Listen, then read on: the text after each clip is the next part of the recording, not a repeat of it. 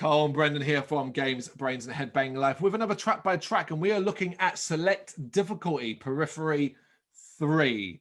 The fifth studio album, I bet that annoyed you, being the fifth in its three, by American progressive metal band Periphery. The album was released June 22nd, 2016 through Sumerian Records. So fairly modern, but not their latest album. The latest album is Hail Stan. So this was the album before that.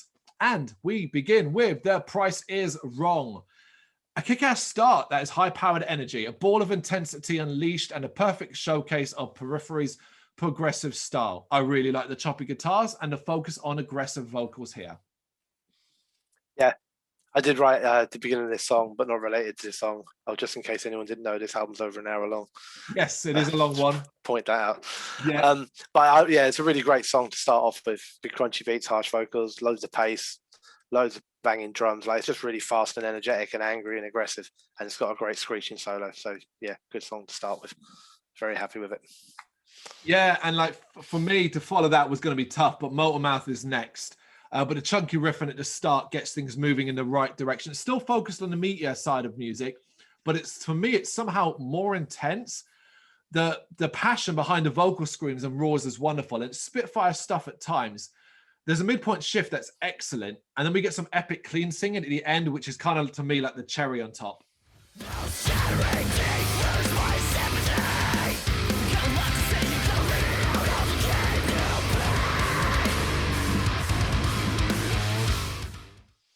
Okay, I like it, but Okay. but there was a but. The overall techie kind of start to it, I found quite difficult to catch a beat with. It felt disjointed and it felt complex, unnecessarily so. I like the fact that the chorus settles a bit, and overall in the song, I like the energy, the aggression level. I think all that's really, really good. Excuse me. I like the speed of it, but it was very much an okay kind of middling song for me until we hit the end section, where the clean singing, which I think is absolutely phenomenal. Yeah. And then, you get a pretty good breakdown to end it. So I thought that absolutely an amazing ending to an okay song. Wow. Okay. There's our first difference. I love this track. Soz. Marigolds. Now we're talking progressive metal, where Periphery lower the tempo and blend confounding rhythm with blasts of heaviness and clean segments. The chorus is damn fire too, and it's hard not to get this stuck in your head, which is insane for a 7+ minute progressive song. Although it does kind of actually end around the 5-minute mark, and the last few minutes are just kind of emotive sound and melody. Yeah. Yeah. So I started off by writing, ooh, violins. I love it. I think the intro is brilliant. I really like the switch up here as well. I think it's quite different to the two songs that came before it. Vocal mixes in style quite a bit across it, and the aggression levels sort of switch back and forth a bit. Guitars are great, bass and drum rhythm is next level. It's a proper epic, and it feels quite a grandiose sort of song. That's what I was getting from it. There's sort of choir-like vocals in the middle and mesmerizing, but it's just the way it's all blended. The violins, choirs, crushing metalcore. It doesn't feel like it's meant to be a natural fit, but man, it works. It's an amazing song. I did also, I did say, but not like meaning to be detrimental, that would have been fine to stop it 2 minutes earlier. Fair enough. But so I'm not overly sold on. It's not like if I was sitting in the car listening to this song, I wouldn't listen to the 2-minute ending. Yeah, I'd be like, cool, that's the song done, and move it on. Do you know what I mean? But it doesn't damage the song because it's such a good song. Agreed.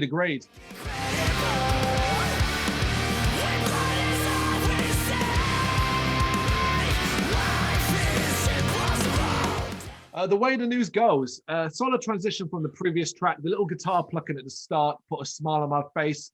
It's all about that building beat to the chorus, though. And while, here's the thing, I do like it, I don't love it.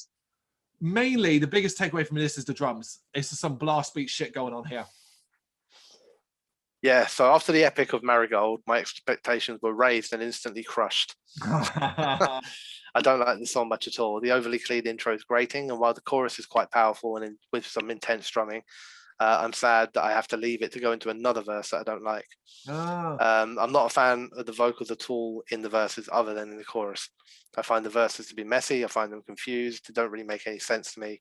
I think the instrumental sections are some very heavy kind of riffy sections, which I think are really, really good. I like. And I ended by saying it just overall it feels disjointed to me, and the welcome addition of a piano doesn't come in early enough to save it. Right. Okay, a bit of a drop then for you. Yeah. I mean, I don't love it either. But I do fucking love this next track. Remain Indoors, fucking A. The effects, the filth of the riffs, the wicked singing. This track gets hairs up on my neck. I absolutely love it. And it's my favorite on the album, saying it now, especially as I have those heavier bursts too. The middle / latter insanity leading back into the main riff is the dog's bollocks.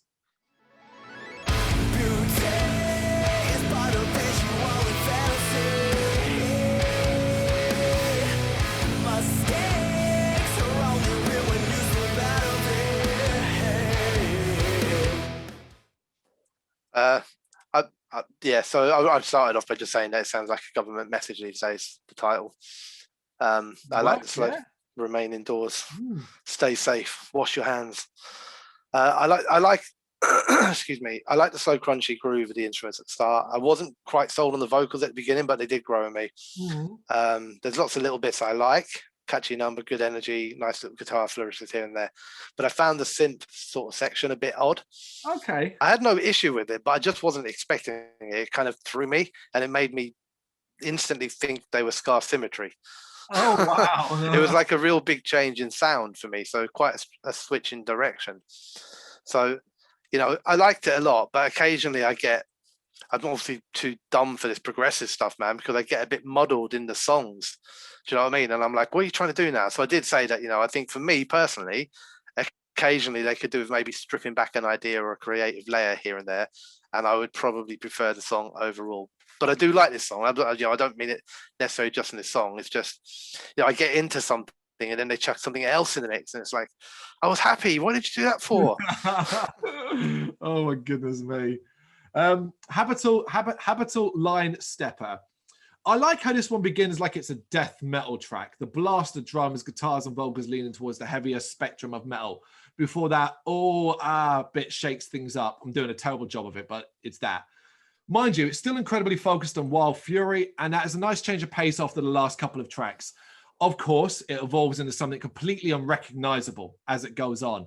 One of the most electric and daring tracks on the album for me. For me, it's the most arguably the most experimental and unique.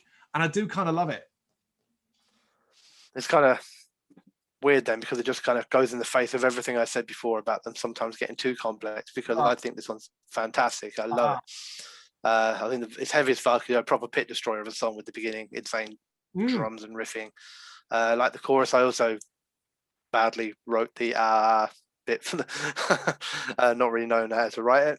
It is long and it is quite meandering at times, as in like it seems to kind of take turns through different styles and ideas, and you know, there's a lot in there, but I do think it works and I think it flows quite well. Yeah, very, very good. Really enjoyed it. Excellent. We're online finally. Let's see if it continues. Flatline. For me, it's not getting any worse as the riffs in this track light up my brain, while the drums, bass, and guttural vocals attempt to twist it out of my head. The quick transitions between those guttural and clean is perfectly done and not weighted to one or the other. It's weighted to one or the other at the perfect time. The mellow drop is unexpected and is probably the only part I could maybe take or leave. Yeah, this was a bit of a mixed bag for me. So I thought it had a strong start, nice and heavy, some good growls, and you know, but then it kind of quickly switches to predominantly clean vocals throughout then. But it works okay for me because of the odd shouted line kind of in the background. Do you know what I mean? It keeps it on that heavier edge. Yeah. I think the chorus is flat, really flat. Didn't really think there was much in the chorus at all. Okay. But everything around it is solid. Then there was like, I like the slowed down instrumental section, but then I didn't like the vocals that came in over it. I liked it when it picked back up a bit, but then I wasn't really like loving the guitar. So yeah, overall I was just kind of in and out of it. It didn't really work very well for me. No, I think we're pretty much on that. That's cool. Yeah, because it is a long album, and you do start getting to these tracks if they are meandering and they are sort of dragging their heels. You do feel it, I think. Absalom. Can't say this one. Far from done with experimentation. It's a weird one, as it shifts and changes like a desert storm. The guitar whackery is on another level, and it's admirable that they're even able to kind of keep some semblance of rhythm here, because it's fucking mental. Then we get a fucking guitar solo, and I kind of laughed out loud with joy when we got that solo. And it was just like, man, is there anything this band can't do?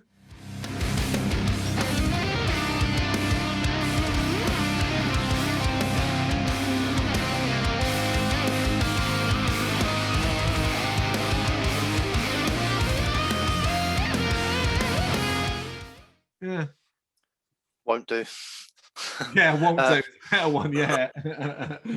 Yeah, I mean, it's another quite long song. Although to be fair, there's quite a few of that, so it's probably just becoming the norm by now. Yeah. And yeah, I was a bit like you on a lot of this. You know, there were parts where I was into it. I like this happy kind of bassy intro. I like the cleans when they come in and some of the guitar stuff. I like it how it picks up and kind of builds with aggression. You know, and then it kind of has that roar of time stops now.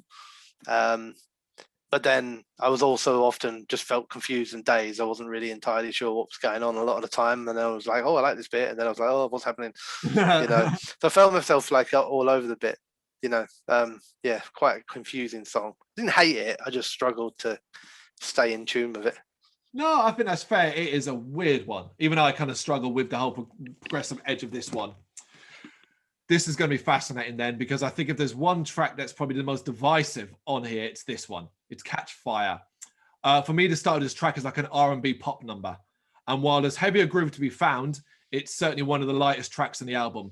The chorus, I was like, the chorus would have mass appeal. I do kind of like it though. I don't. Yeah.